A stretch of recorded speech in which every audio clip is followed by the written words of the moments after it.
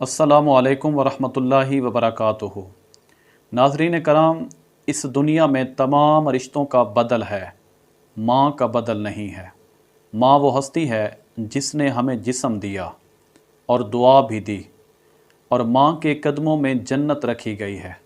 آئیے آج جانتے ہیں ماں کی وہ شان جو شاید ہم بھول چکے ہیں۔ صحیح بخاری کی روایت ہے، حضرت ابو ہریرہ رضی اللہ عنہ اس حدیث کے راوی ہیں۔ فرماتے ہیں نبی اکرم صلی اللہ علیہ وآلہ وسلم کے پاس ایک شخص حاضر ہوا اور عرض کی، یا رسول اللہ صلی اللہ علیہ وآلہ وسلم، آپ نے جو ہمیں تعلیم دی، آپ نے جو ہمیں شعور دیا، اور آپ نے ہمیں رغبت دلائی کہ بڑوں کا ادب و احترام کریں، چھوٹوں کے ساتھ شفقت سے پیش آئیں، چھوٹوں پر رحم کریں، اور دنیا والوں کے ساتھ حسن اخلاق اور حسن محبت سے پیش آئیں، تو یا رسول اللہ میں یہ پوچھنا چاہتا ہوں کہ اس دنیا میں میرے حسن اخلاق اور حسن محبت کا سب سے زیادہ حقدار کون ہے؟ تو کریم آقا صلی اللہ علیہ وآلہ وسلم نے ارشاد فرمایا، تیری ماں۔ اس شخص نے عرض کی، یا رسول اللہ پھر کون ہے؟ آقا علیہ السلام نے پھر فرمایا، تیری ماں۔ اس شخص نے تیسری بار عرض کی، یا رسول اللہ صلی اللہ علیہ وسلم پھر کون ہے؟ تو آقا علیہ السلام نے پھر یہی ارشاد فرمایا، تیری ماں۔ اور چوتھی بار جب اس نے پوچھا، یا رسول اللہ پھر کون ہے؟ تو آقا علیہ السلام نے فرمایا، تیرا باپ۔ اور پانچویں بار جب اس نے پوچھا، یا رسول اللہ پھر کون ہے؟ تو آقا علیہ السلام نے فرمایا، تیرے ہمسائے، پڑوسی اور رشتہ دار۔ تو اس حدیث مبارکہ سے ہمیں یہ معلوم ہوا، یہ سبق ملا کہ کریم آقا صلی اللہ علیہ وآلہ وسلم نے ماں کے ساتھ حسن محبت، حسن اخلاق کے ساتھ یہ جو تاکید فرمائی ہے۔ 3 بار اس شخص نے پوچھا تو آقا علیہ السلام نے تینوں بار یہی حکم ارشاد فرمایا کہ اس دنیا میں سب سے زیادہ حسن اخلاق اور حسن محبت کی جو حقدار ہے وہ تمہاری ماں ہے۔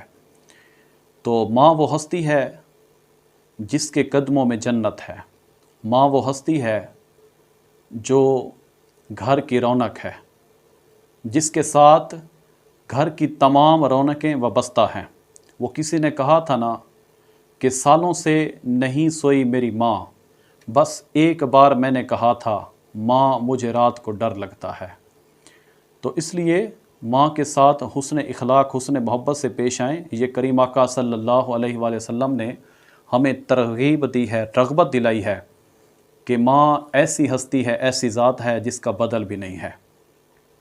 اسی طرح دوسری حدیث مبارکہ ہے، یہ صحیح مسلم کی روایت ہے، پہلے والی صحیح بخاری کی اور یہ صحیح مسلم کی، راوی ایک ہی ہیں، حضرت ابو ہریرہ رضی اللہ عنہ۔ کریم آقا صلی اللہ علیہ وآلہ وسلم نے ارشاد فرمایا، اس شخص کی ناک خاک آلود ہو، پھر اس شخص کی ناک خاک آلود ہو، پھر اس شخص کی ناک خاک آلود ہو۔ یعنی 3 بار کریم آقا صلی اللہ علیہ وآلہ وسلم نے ارشاد فرمایا کہ اس شخص کی ناک خاک آلود ہو۔ صحابہ کرام رضوان اللہ علیہم اجمعین نے عرض کی، یا رسول اللہ صلی اللہ علیہ وآلہ وسلم کس کی ناک خاک آلود ہو؟ اور یہ یاد رکھیں، آقا علیہ السلام جس کے ساتھ ناراضگی کا اظہار فرماتے تھے تو اسی کے بارے میں فرماتے تھے اس شخص کی ناک خاک آلود ہو۔ ایک یہ جملہ کہ اس کی ناک خاک آلود ہو، اور دوسرا یہ جملہ آقا علیہ السلام فرماتے تھے کہ تجھے تیری ماں گم پائے۔ یہ ناراضگی کا اظہار فرماتے تھے، اور ہمارے معاشرے میں آپ خود دیکھ لیں، آپ جانتے ہیں کہ کس طرح گالم گلوچ کی جاتی ہیں۔ اس سے تہذیب، تربیت اور آداب کا پتہ چلتا ہے۔ تو ہمیں گالم گلوچ سے، فضول باتوں سے، لغویات سے بچنا چاہیے۔ آقا علیہ السلام نے اگر کسی کے ساتھ اظہار ناراضگی بھی فرمایا تو یہی فرمایا اس شخص کی ناک خاک آلود ہو، یا فرمایا تیری ماں تجھے گم پائے۔ تو اس جگہ پہ آقا علیہ السلام نے فرمایا اس شخص کی ناک خاک آلود ہو، 3 بار ارشاد فرمایا۔ تو صحابہ کرام رضوان اللہ علیہم اجمعین نے جب پوچھا، یا رسول اللہ کس شخص کی؟ تو آقا علیہ السلام نے فرمایا اس شخص کی جس نے بڑھاپے میں اپنے والدین دونوں کو پایا۔ یعنی وہ جوان تھا اور اس کے والدین دونوں بوڑھے تھے، بڑھاپے میں تھے، दोनों को बुढ़ापे में पाया या दोनों में से किसी एक को, माँ को या बाप को बुढ़ापे में पाया और उनकी खिदमत करके जन्नत हासिल न कर सका, उस शख्स की नाक खाक आलूद हो। तो नाज़रीन कराम, करीम आका सल्लल्लाहु अलैहि वसल्लम ने वालिदैन की खिदमत, उनके साथ हुस्न इखलाक, हुस्न मोहब्बत करने की ताकीद फरमाई है और हमें रग़बत दिलाई है। और ये भी याद रखें कि किसी इंसान की बर्बादी का वक्त उस वक्त शुरू होता है कि जब उसके वालिदैन उसको अपनी ज़रूरियात की चीज़ें बताने से डरते हों, जब उस बंदे का खौफ, उसका रौब, उसका दबदबा इतना हो कि वो अपने वालिदैन के लिए दहशत बना हुआ हो, वालिदैन उससे डरते हों, तो उस वक्त उस इंसान की हलाकत और बर्बादी का वक्त शुरू हो जाता है। तो इसलिए अल्लाह ताला ने कुरान करीम में भी फरमाया कि वालिदैन को उफ़ तक भी ना कहो। यानी उफ़ से क्या मुराद है?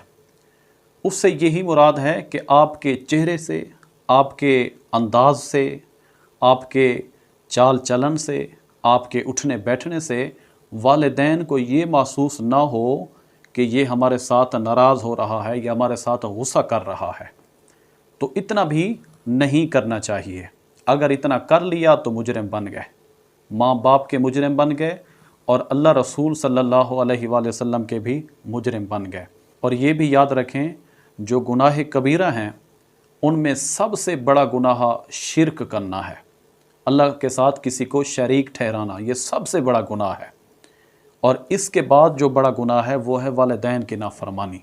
अब आप ख़ुद सोच लें, शराब पीना, चोरी करना, ज़िना करना, सूद खाना, ये भी गुनाह कबीरा हैं, लेकिन जो वालिदैन की नाफरमानी है ये इनसे बड़ा गुनाह है। शिरक के बाद दूसरा बड़ा गुनाह जो है वो वालिदैन की नाफरमानी है। अल्लाह ताला हमें इस चीज़ से महफूज रखे, वालिदैन का अदब व एहतराम करने की तौफीक अता फ़रमाए, क्योंकि वालिदैन अल्लाह की वो अज़ीम नेमतें हैं जिनका बदल ही नहीं है। उम्मीद है ये वीडियो आपको अच्छी लगी होगी। इसे लाइक करें, शेयर करें और चैनल को भी सब्सक्राइब करना मत भूलें, ताकि अगली आने वाली नई वीडियोस आप तक बर वक्त पहुँच सकें।